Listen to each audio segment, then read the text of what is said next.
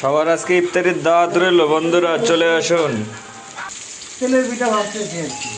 তাহলে আজকে ইফতারিতে মোটামুটি ভালো আইটেম হবে। হ্যাঁ এখানে তেল পিঠা, এখানে মুড়ি, এখানে আর বহুত কিছু আমাদের আজকে ইফতারির আয়োজন। আলহামদুলিল্লাহ, আল্লাহ শুকরিয়া আদায় করি।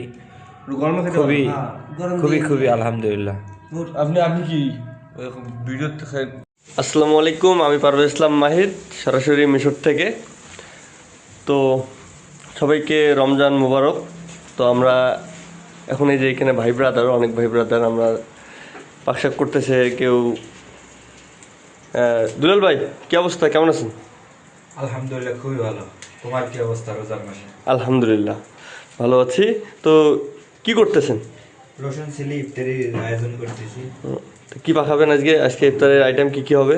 ওই যে ওইদিকে চুলাই হইতেছে, ওইদিকে ক্যামেরা ধরো তো সব পাওয়া যাবে চুলার দিকে। তেলের পিঠা ভাত না এই যে মুকুল ভাই, মুকুল ভাই এটা কি পিঠা? এটা তেলের পিঠা। পরে বেগুনের চপ বানাবো, ধনিয়ার চপ বানাবো। আমাদের তো তেলের পিঠা ভাবতেছি আর কি।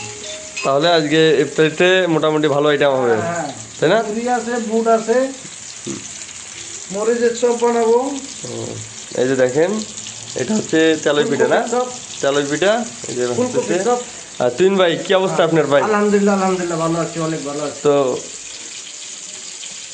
তো আপনি কি করতেছেন? ফুলকপির চপ বানাবো। ফুলকপির চপ। এটা এই যে এটা কি? এটা বুট। বুট বুট। বুট এই যে এটা কি? ফুলকপি। ফুলকপির চপ বানাবো। ফুলকপির চপ বানাবে, ঠিক আছে। আর কেউ যদি মানে তেলের পিঠা ভালো করে ভাজতে চায়, যেন আমার কাছে ট্রেডিং দেয়। হ্যাঁ, এই যে যদি কেউ তেলের পিঠা এই মিশরে খাইতে চান, যদি ভাজতে না পারেন, তাহলে এই যে আমাদের মুকুল ভাইয়ের সাথে সরাসরিভাবে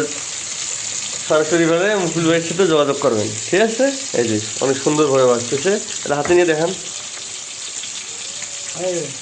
এই যে খুব সুন্দর করে। ফুটবলের মতো হয়েছে তো ফুটবল। এই মুহূর্তে স্বাদের কথা বলতে পারলাম না যে কীরকম স্বাদ হইবে, ঠিক আছে।